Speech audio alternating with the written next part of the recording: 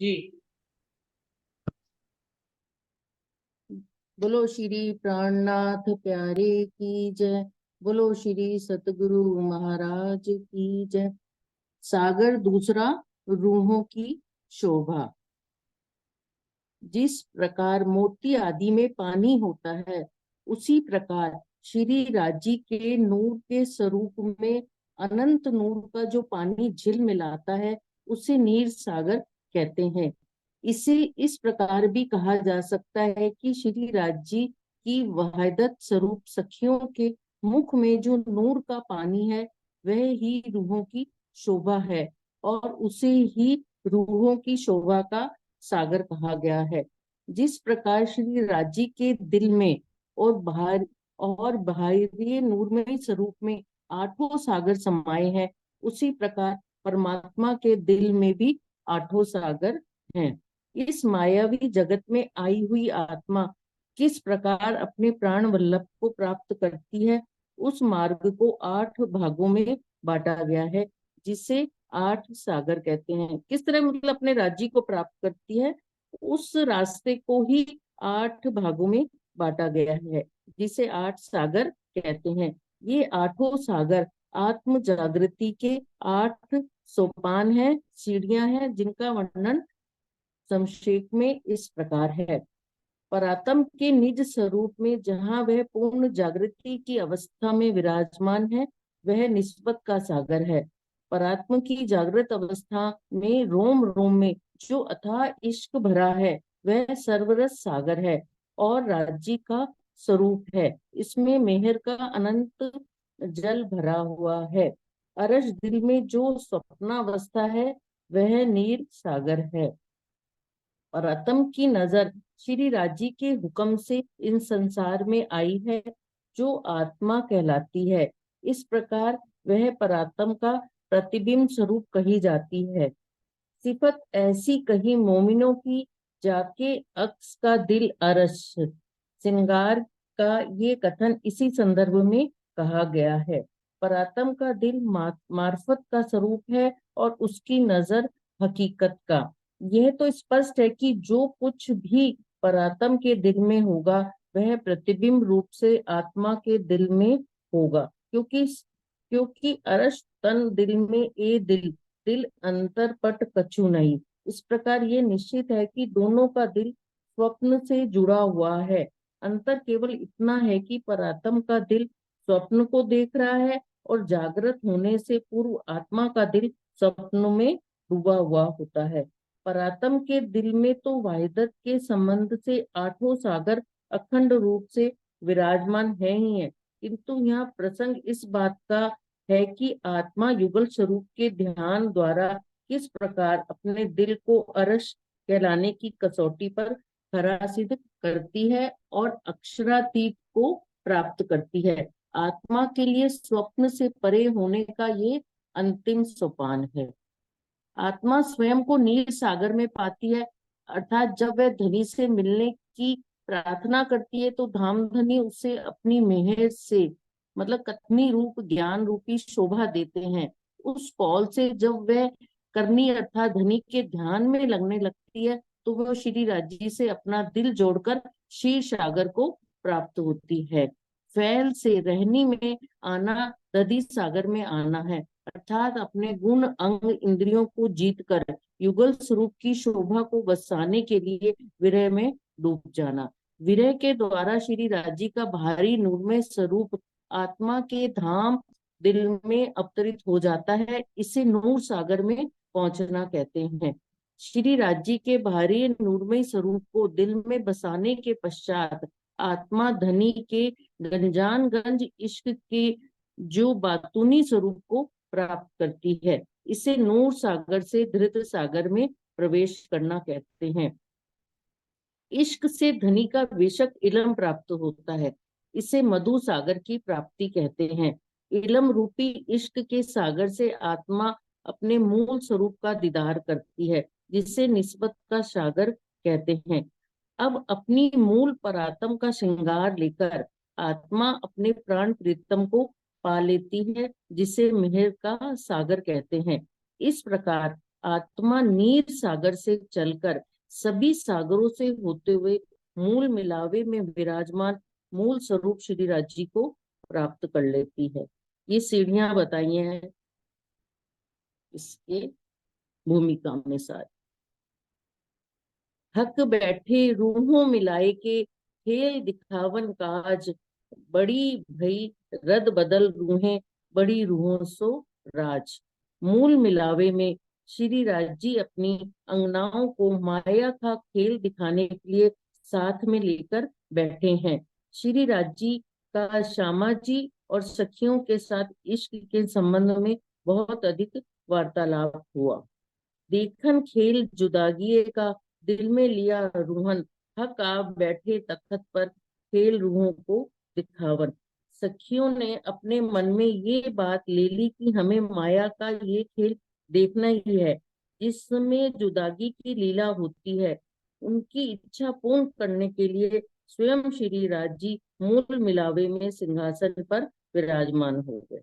सखियों की इच्छा पूर्ण करने के लिए मूल मिलावे में राज जी सिंहासन पर विराजमान हो गए। प्रणाम। हाँ जी, आप शुरू करें। देहसत सबो जुदा गया की, पर खेल देखन की चाह, देखे पातशाही हक की, देखे इश्क बड़ा तिनका, सब रूहों को जुदाई का डर लग रहा है, पर खेल देखने की चाह अति भारी है, ताकि श्री राजी महाराज की बादशाही देख सके और इश्क किसका बड़ा है जान सके। ये जोत में बैठिया जो समो मिला, क्यों कहूँ सो भाई जुबा, बीच सुंदर जोत जुगला। सब रूहें इस प्रकार एक साथ मिलकर बैठी है। उनके बीच सुंदर श्री राज श्यामा जी विराजमान है। इनके स्वरूप का तेज बेशुमार है। उसकी शोभा यहाँ की जुबान से कैसे कहे। प्रणाम जी। प्रणाम जी। सुंदर साथ भराए के बैठिए स्वरूप एक होए, यो सबे हिल मिल रही, स्वरूप कहे न आवे तो। समस्त सुंदर साथ मूल मिलावे में एक स्वरूप एकाकार होकर बैठे हैं। ये एक दूसरे से ऐसे हिल मिलकर बैठे हैं कि इनके स्वरूप पृथक पृथक नहीं कहे जा सकते। एक स्वरूप होए बैठिया माहे बस्तारो, कई रंग क्यों ए वर्णन हो, वही रंग रंग में कई तरंग। ये सभी अंगनाएं एकाकार हो ऐसे बैठी हैं कि उनके वस्त्र कई रंगों के हैं। उनका किसी तरह वर्णन नहीं हो सकता, क्योंकि इनके वस्त्रों के एक एक रंग में कई तरह की तरंगे उठती हैं। प्रणाम जी, आप शुरू करें। देखो अंतर आंखें खोल के, तो आवे नजरो विवेक, वर्णन न होवे एको, गल गल सो लगी अनेक। हे साथ जी, यदि आप अपनी आत्मिक दृष्टि से देखें तो आपकी ज्ञान दृष्टि में यह विवेक जागृत हो जाएगा कि सभी सखियां आपस में इस प्रकार गले लिपट कर बैठी है कि उनमें से किसी एक की शोभा का वर्णन नहीं हो सकता। भावार्थ, आत्म दृष्टि से देखा जाता है, जबकि ज्ञान दृष्टि से जाना जाता है। पढ़कर बुद्धि द्वारा जो ज्ञान दृष्टि प्राप्त होती है, उससे परम विवेक प्राप्त नहीं होता। उसे प्राप्त करने के लिए तो आत्म दृष्टि से अनुभव किया हुआ ज्ञान चाहिए। इस चौपाई से यह स्पष्ट होता है कि यदि सखियों के बीच थोड़ी भी दूरी होती तो किसी एक की शोभा का वर्णन हो जाना संभव था। एक सागर कहियो तेज जोत को, दूजो शोभा सुंदर, कई तरंग उठे इन रंगों के, खोल देखो आंख अंदर। तेज ज्योति के सागर नूर सागर का पहले वर्णन हो चुका है।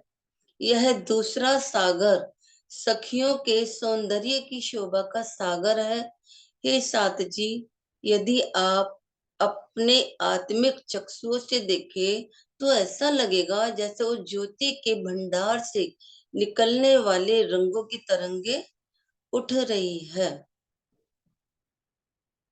ए मेला बैठा एक होय के, रूहे एक दूजी को लाग, आवे ना निकसे इत थे, बीच हाथ ना अंगूरी मांग। सखियों का यह समूह एक स्वरूप होकर बैठा है। सभी आपस में एक दूसरे से इस प्रकार सट सट कर बैठी है कि कोई भी उनके बीच में ना तो आ सकता है और ना उनके बीच से निकल सकता है। यहाँ तक कि अंगुली भी घुसाने की जगह नहीं है। बहन जी, भावार्थ तो बहुत बड़ा है जी।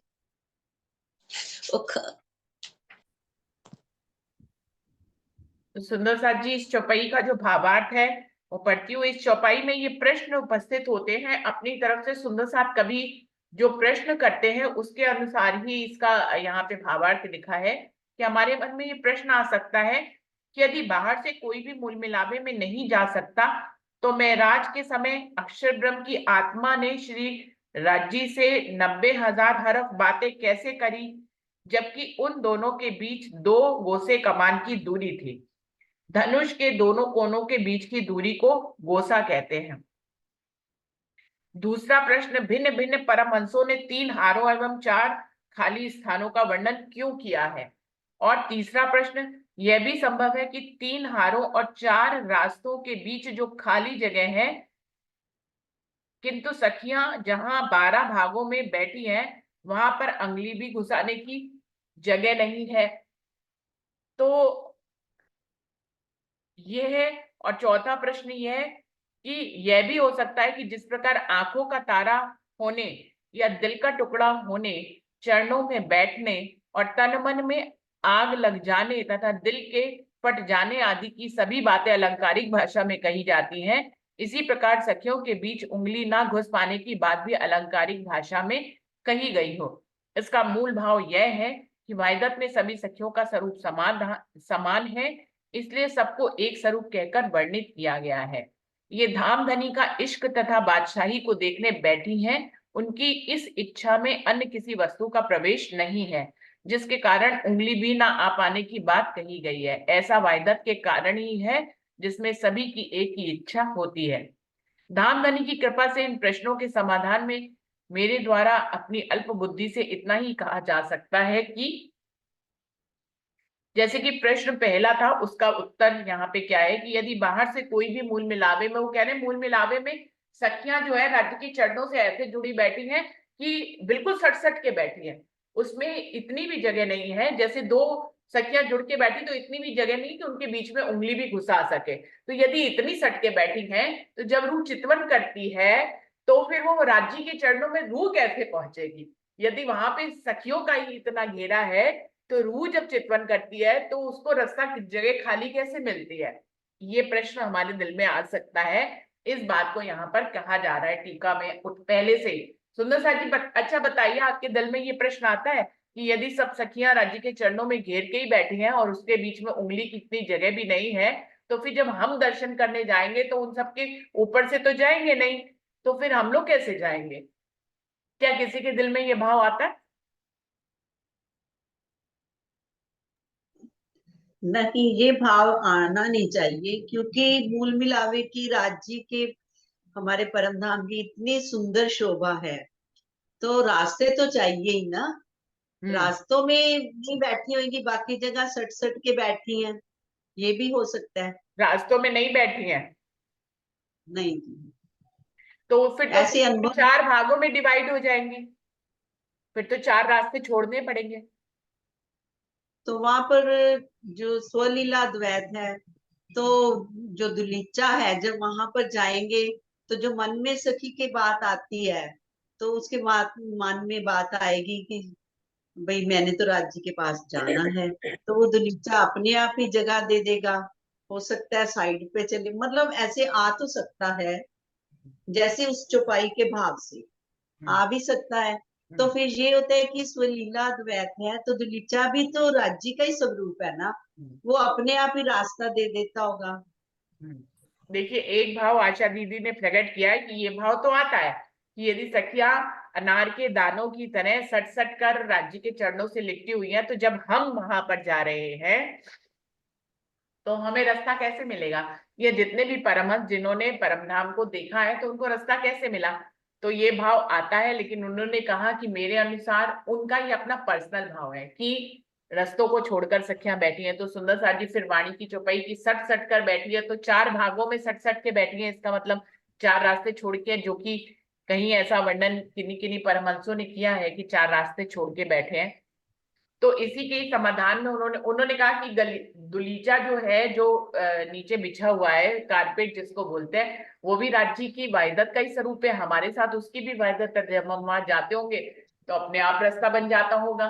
तो ये एक भाव है जो आशा दीदी ने प्रकट करे। अब देखते हैं कि राजन स्वामी जी ने टीके में क्या इसका अर्थ किया है, इस प्रश्न का उत्तर क्या दिया है। उन्होंने कहा है, स्थूल जड़ पदार्थ से स्थूल पदार्थ टकराता है।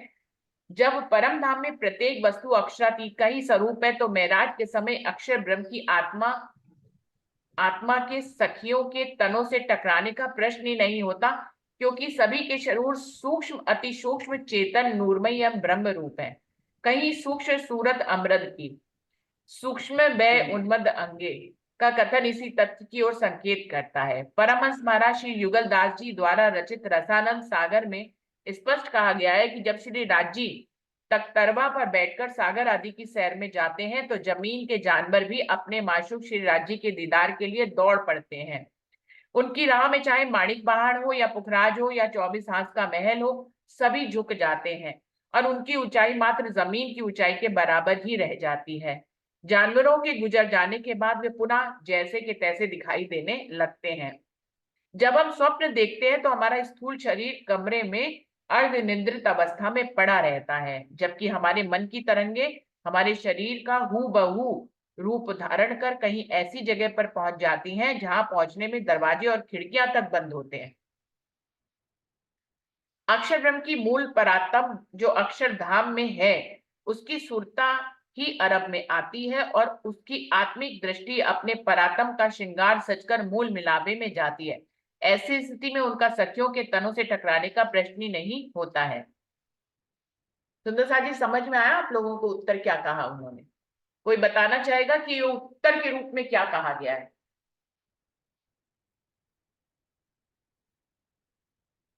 देखिए, उन्होंने इस बात को वाणी की चौपाई से ही प्रकट किया है। वाणी की चौपाइयों में आता है कि जब राजी महाराज शाम को 3 बजे सुखपाल या तख्तरवा में सैर करने के लिए निकलते हैं, तो जो जमीन के पशु पक्षी हैं वो भी उनके साथ सैर पे जाते हैं। तो राजी तो मान लीजिए हवा में उड़ रहे होते हैं, सुखपाल और तख्तरवा। तो 2 स्थितियां होती हैं सुंदर साथ जी। कहीं कहीं वर्णन आता है कि पशु पक्षी भी उड़ने जैसे हो जाते हैं, राज्य के साथ ही समूह बनाकर चलते हैं वो भी। कहीं कहीं ऐसा भी वर्णन आता है कि पूरे हुजूम के साथ राज्य महाराज सैर करने के लिए निकलते हैं। राज्य तो आकाश में उड़ रहे होते हैं, लेकिन जमीन के पशु पक्षी जो है जमीन पे जो है चलते हैं उनके साथ, पूरी सेना की तरह। और जुगल दास जी की तो हम लोगों ने पढ़ी है, उसमें उसमें तो पूरा पूरा वर्णन है कि हाथियों के पूरी पूरी पूरी लाइनें होती हैं, ऊंटों की पूरी पूरी लाइनें होती हैं, खरगोशों की, छोटे पशुओं की भी पूरी पूरी लाइनें होती है, कतारें होती है, 5-5 10-10 कोई छोटा आगे होता है, बड़ा उससे पीछे होता है, ये सब राज्य के साथ शहर में उनके साथ जाते हैं। तो कह रहे हैं कि परम धाम की तो कोई जमीन खाली है नहीं, हर जगह कहीं पे पुखराज पहाड़ है, कहीं पे हौज कौसर है, कहीं पे 24 हाथ का महल है, कहीं कुंज निकुंज है, कहीं 7 वन है। तो पशु पक्षी जब आगे की तरफ चलते हैं सेना के रूप में, तो ये जितने भी 25 पक्ष हैं, ये उस जगह को लेट कर खाली कर देते हैं, प्लेन कर देते हैं। जैसे पुखराज पहाड़ के रूहों को, पशु पक्षियों को या खूब खुशहालियों को राज्य के साथ सेना में जाना है, तो उस जगह पे अगर पुखराज पहाड़ पड़ रहा है या यमुना जी पड़ रही है या कोई वन पड़ रहा है, तो ये सब जो है अपने आप को झुका लेते हैं, प्लेन कर लेते हैं, क्योंकि वहां पे किसकी लीला है? वायदत की लीला है। तो रास्ता अपने आप बन जाता है, आपको रास्ता बनाने के लिए कोई कोशिश नहीं करनी पड़ती। सुंदर सा जी, रास्ता ऑटोमेटिक बनता है, क्योंकि वह वायदत है। अब वृक्षों को पता है कि पशु पक्षी राज्य सैर पे निकले, पशु पक्षी उनके साथ जाएंगे, तो वो एकदम लेट से जाते हैं और रास्ता बन जाता है। ऐसे ही पुखराज पहाड़, मालिक पहाड़ सब जो है वो लेट जाते हैं, इस हिसाब से रास्ते पूरी तरह से बन जाते हैं। तो वैसे ही वो कह रहे हैं, इसी भाव को, परमधाम के इसी लीला को, वायदत की इस लीला को आपको मूल मिलावे में भी एप्लीकेबल करना है। तो एक तो भाव ये हुआ कि परमधाम में रास्ते अपने आप बनते हैं। अब अगर आपकी आत्म चितवनी करके जा रही है मूल मिलावे में, तो ये भाव बिल्कुल नहीं आता है कि आपके तन जो है वो रूहें जो चारों तरफ से घिर के बैठी है उनसे टकरा जाएंगे। इसका क्या भाव है? ये सारा उदाहरण बताने का उनका भाव ये है, जो पहले आशा दीदी ने भी कहा कि रास्ता अपने आप बन जाता है, आप किसी रूह से टकराते नहीं है, जब आप जाते तो रास्ता अपने आप तक जाता है, बन जाता है। दूसरी बात उन्होंने इस एग्जाम्पल से भी कही है, जो पूजा दीदी कह रही है, कि मूल तन तो हमारे परात्म के रूप में वहीं पे ही विराजमान है, और जो हमारी आत्म जाती है मूल मिलावे में चितवनी के माध्यम से, वो तो सूक्ष्म स्वरूप होती है। सूक्ष्म स्वरूप को किसी से क्या ही टकराना होता है ना? सूक्ष्म स्वरूप, आत्म स्वरूप कोई किसी से टकराती नहीं, वो सूक्ष्म स्वरूप होती है, वो राज्य के चरणों तक पहुंच जाएगी। जैसे कि उन्होंने उदाहरण दिया इसका, कालमाया के ब्रह्मांड में एक उदाहरण से इसको समझ सकते हैं कि जब हम सपना देखते हैं, जब हम सपना देखते हैं इस दुनिया में, तो हमारा शरीर जो वास्तविक शरीर होता है वो तो बिस्तर पे लेटा हुआ होता है। तो जो सपना देख के जो हमारा तन बनता है वो एक सूक्ष्म स्वरूप बनता है हमारा। हमारा, मान लीजिए मैंने अपने आप को सपने में देखना शुरू किया कि मैं बॉम्बे जा रही हूँ, तो मेरा जो असल शरीर है वो तो बिस्तर पे ही लेटा रहेगा, तो मेरा एक स्वरूप और बनेगा, जिसको क्या कहेंगे? सूक्ष्म स्वरूप। वो कहाँ जाएगा? बॉम्बे जाएगा। दूसरी बात है, जब वो बॉम्बे जाएगा तो उसके लिए तो पता नहीं कितनी ट्रेन, कितने प्लेन चढ़ने पड़ेंगे, फिर कहीं हम अगर अपने सूक्ष्म शरीर के बिना जाए तो हमें कितना रास्ता नापना पड़ेगा। लेकिन हमारे सूक्ष्म शरीर को कोई रास्ता नापना पड़ता है? कोई रास्ता नहीं नापना पड़ता, वो सीधा अपने आप को बॉम्बे में देख लेता है। कोई जहाज पे नहीं चढ़ता, कोई ट्रेन पे नहीं चढ़ता, हमारा सूक्ष्म शरीर सीधा बॉम्बे पहुंच जाता है। और बॉम्बे में भी मान लीजिए मेरी बहन का घर है, जिसके हम सीधे कमरे में ही पहुंच जाते हैं, और उसके कमरे में पहुंचने के लिए कहीं मुख्य द्वार हो, उससे पहले कोई कमरा हो, कोई ड्राइंग रूम हो, जिसको पार करके उसका कमरा आता हो। लेकिन हमारा सूक्ष्म शरीर किसी भी दरवाजे और खिड़की को पार नहीं करता, वो सीधा क्या है, अपनी बहन के पास उसके कमरे में पहुंच गया हमारा सूक्ष्म शरीर। ऐसा होता है ना सुंदर साथ जी? तो वो कह रहे हैं कि सूक्ष्म शरीर को यदि किसी रास्तों की जरूरत नहीं होती, तो आप लोग क्या विचार कर रहे हैं कि आत्म को किसी दरवाजे, खिड़कियां या रास्तों की जरूरत होती है? तो आप इस ढंग से मूल मिलावे में जाएं, जहां पर आपको मूल मिलावे में कोई भी, हर जगह आपको रास्ते मिल जाएंगे। आपको किसी भी रास्ते के बारे में इतना टेंशन लेने की जरूरत नहीं है कि सखियों से टकरा जाएंगे, कि जो है हम जो है वहां पर राज्य के चरणों तक, क्योंकि हम जब 3 सीढ़ी चढ़ेंगे कमर भर ऊंचे चबूतरे पे, तो कई सखिया ही सखिया रास्ते में हो, तो हम उनको कैसे पार करेंगे? ये सारे भाव जो है एक बौद्धिक दृष्टि से आपके दिमाग में आ सकते हैं, मतलब बौद्धिक स्तर पे ही आ सकते हैं, लेकिन आत्मिक स्वरूप में जब आप जाएंगे तो ये सारे प्रश्न समाधान अपने आप हो जाता है। आपके लिए रास्ते भी अपने आप बन जाते हैं, क्योंकि वायदत की भूमि पे आप जा रहे हैं। और दूसरी बात है, आत्म स्वरूप यानी कि सूक्ष्म को किसी भी रास्तों की जरूरत भी नहीं होती है, वो फटाफट यूं ही कहीं पे भी पहुंच जाते हैं। जैसे कि मैं अपनी बहन के घर बॉम्बे में उसके कमरे में ही डायरेक्ट पहुंच जाती हूँ, मुझे किसी भी खिड़की दरवाजों को ट्रेन पे चढ़ने की जरूरत नहीं पड़ती, प्लेन पे चढ़ने की जरूरत नहीं पड़ती, किसी खिड़की और दरवाजों को पार करने की जरूरत नहीं पड़ती, उसके पहले ड्राइंग रूम को पार करने की जरूरत नहीं पड़ती, सीधी ही मेरा सूक्ष्म स्वरूप अपने बहन के पास पहुंच जाता है और मुझे कोई रास्ते नापने नहीं पड़ते। बिल्कुल ऐसे ही आत्मिक नजर से जब हम चलेंगे तो ना तो हमें रास्तों की कमी आएगी, ना ही मूल मिलावे के आगे सखियां बैठी हुई हमें ऐसे मिलेंगी कि भैया हम उनसे टकरा जाएं, इस तरह से नहीं है। लेकिन मूल मिलावे की जब शोभा का वर्णन किया जाता है तो इंद्रावती वही शोभा का वर्णन करेंगी ना, कि जैसे वहां पर हम जब खेल में आने वाले थे तो जैसे बैठे थे, तो जिस समय हम बैठे थे उस समय हम मूल मिलावे में अनार की तानों की तरह ही बैठे थे, जुड़ जुड़ के बैठे थे कि हमारे बीच में एक उंगली भी घुस नहीं सकती थी। तो उसी समय का वर्णन इंद्रावती जब मूल मिलावे का करेंगी तो उसी समय का वर्णन करेंगी। लेकिन जब आप चितवनी करके मूल मिलावे जाएंगे तो आपके लिए रास्ता बन जाएगा सुंदर साथ जी। अभी भी किसी को कोई भी अपने दिल में बात हो तो वो कह सकता है इस बात को कि कैसे उसके दिल में कोई भाव आ रहा है, या फिर किसी के दिल में इसको लेकर कोई बात ही है कि नहीं मुझे अभी भी कुछ ऐसी बात है जो मैं नहीं समझ पाया हूं, तो उसको भी वो पूछ सकते हैं। अभी सबको क्लियर है सुंदर साथ जी? आगे बढ़ते हैं सुंदर साथ जी पे। तो अब दूसरे प्रश्न को लेते हैं। दूसरा प्रश्न क्या है कि भिन्न भिन्न परमहंसों ने 3 हारों एवं 4 खाली रास्तों का वर्णन क्यों किया है?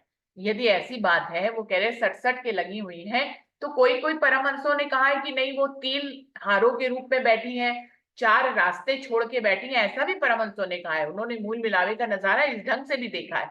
तो कह रहे इस प्रश्न के समाधान में परिक्रमा ग्रंथ में एक चौपाई है जी, धनी इनो के कारणे स्वरूप धरे कई करोड़, ले दिल चाया दर्शन ऐसे आसिक हक के जोड़। जब धाम धनी पशु पक्षियों की इच्छा पूरी करने के लिए करोड़ों रूप धारण कर सकते हैं, कर उनके स्थान पर ही उन्हें दर्शन दे देते हैं, तो ब्रह्म आत्माओं की इच्छा अनुसार 3 हारों में भी मूल मिलावे का दृश्य दिखाई दे सकता है। परम धाम की लीला शोभा एवं गणना को इस संसार के मापदंडों के आधार पर तय नहीं किया जा सकता है। कई कोट पाग बने पल में का कथन यह सिद्ध करने के लिए पर्याप्त है कि श्री दास जी के संसार श्रृंगार में लौकिक मापदंड नहीं अपनाया जाता। उन्हें किसी भी श्रृंगार विशेष की बंधन में बांधना असंभव है। अक्षर ब्रह्म को 5 वर्ष के बालक जैसा तथा महालक्ष्मी जी को 3 वर्ष की बालिका की अवस्था वाला कहा जाना भी श्री मुखवाणी के पूर्णता विपरीत है। इस प्रकार का कथन लक्षणों के अनुसार तो ठीक है, किंतु अवस्था के अनुसार कदापि नहीं है। तारतम वाणी के अनुसार परमधाम में सभी की शोभा किशोर है। ऐसी अवस्था में किसी भी व्यक्ति का कथन श्री मुखवाणी से श्रेष्ठ नहीं हो सकता है। वस्तुतः पूज्य परमहंसों ने ज्ञान की अपेक्षा प्रेम भाव को अधिक प्राथमिकता दी है। यदि उनकी भावना सखियों को 3 हारों में देखने की रही हो तो उनको उसी स्थिति में भी दीदार हो सकता है। वहां किसी भी लौकिक सिद्धांत की सीमा रेखा नहीं खींची जा सकती है। श्री मुखवाणी में श्री युगल स्वरूप का जो श्रृंगार वर्णित है उसमें गुजरात, राजस्थान तथा सिंध के वस्त्रों एवं आभूषणों की छाप अधिक है। ऐसा इसलिए है क्योंकि श्री महाराज जी के जीव का शरीर इन्हीं भागों के संस्कारों में पला बड़ा था। उनके जीव में जैसी भावना थी उनके अनुसार ही धामधनी ने अपना स्वरूप दर्शाया। क्या अक्षरातीत उत्तर प्रदेश, बिहार, आसाम और दक्षिण भारत वालों के नहीं है? इसी प्रकार की लीला परमहंस महाराज श्री युगल दास जी के भी साथ हुई है।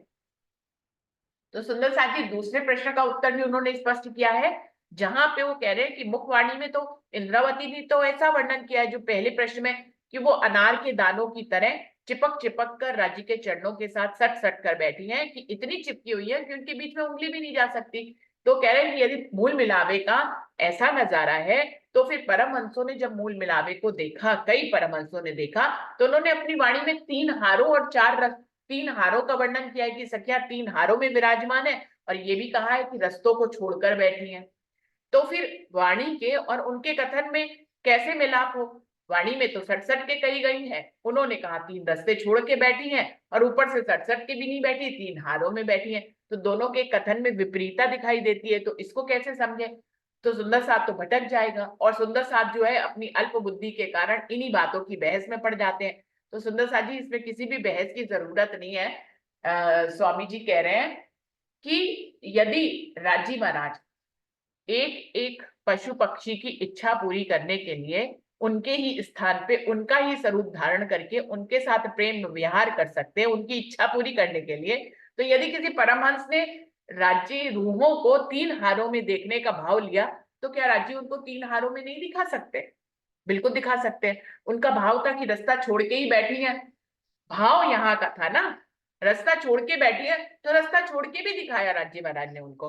तो ऐसा नहीं कह सकते कि उनका कथन कहीं ना कहीं असत्य है और मुखवाणी से उनकी मैचिंग नहीं है। सुंदर साथ जी, सबकी मैचिंग है।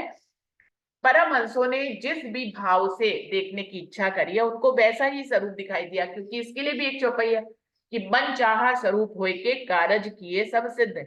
जैसा हम चाहते हैं देखना, राज्य महाराज वैसे ही दिखने शुरू हो जाते हैं। जैसे कि कहा गया है कि कई कोट गुना पाग होवे एक पल में, एक पल में ही 12,000 रूहें अगर करोड़ों ढंग से पाग को देखना चाहती हैं तो हर रूह को पाग वैसी ही दिखाई देती है। आप क्या समझते हैं वहां पे इतनी बार पाग बदलती है? पाग वायदत में है, पाग भी वायदत का ही स्वरूप है। अब मान लीजिए मैंने उसको लाल रंग का देखने का भाव लिया और पूजा दीदी ने उसको हरे रंग में देखने का भाव लिया, तो हम दोनों को ही दिखाई देगी। तो क्या पाग लाल से हरी होगी या हरी से लाल होगी? ऐसा कुछ भी नहीं है सुंदर साथ जी। मुझे वो लाल ही दिखाई देगी क्योंकि मेरे दिल के भाव से वो लाल दिखाई दे रही है। मेरे दिल के भावों से ही राज्य महाराज अपने दिल भाव बनाते हैं, और पूजा दीदी को हरे रूप में ही दिखाई देगी, हरे रंग में दिखाई देगी, क्योंकि इनका भाव हरे रंग में देखने का है। तो वहां पे वायदत की भूमि है। पहली बात सुंदर साथ जी, ये कालमाया के ब्रह्मांड में ही हो सकता है कि पूजा दीदी हरे रंग में देखना चाहे और मैं लाल रंग में देखना चाहूं। लेकिन जब हम परम नाम की भूमि में प्रवेश करेंगे तो मैं और पूजा दीदी भी वायदत में हो जाएंगे।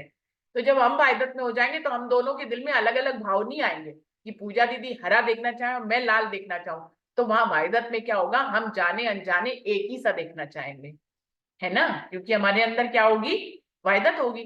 तो फिर पूजा दीदी से अलग मेरा भाव नहीं होगा। यदि लाल रंग राज्य ने दिल में उपजा दिया तो हम दोनों ही लाल रंग देखना चाहेंगे और हम दोनों की तृप्ति होगी, उसमें हम दोनों को तृप्ति मिलेगी कि हमने अपने दिल के भावों से पाक को देख लिया। तो ये भाव जो आते हैं और ये जो प्रश्न आते हैं ना सुंदर साथ जी, वो कालमाया के ब्रह्मांड में यहाँ की बुद्धि से आते हैं। तो हम ऐसा सोचने लग जाते हैं कि पूजा दीदी तो हरे रंग का देखना चाहती है, मैं लाल रंग का देखना चाहती हूँ, तो पाक कितनी बार बदलेगी? तो ये सारे भाव यहाँ की बुद्धि के हैं। हम यहाँ की बुद्धि से ऐसे प्रश्न अपने दिल में खड़े करते हैं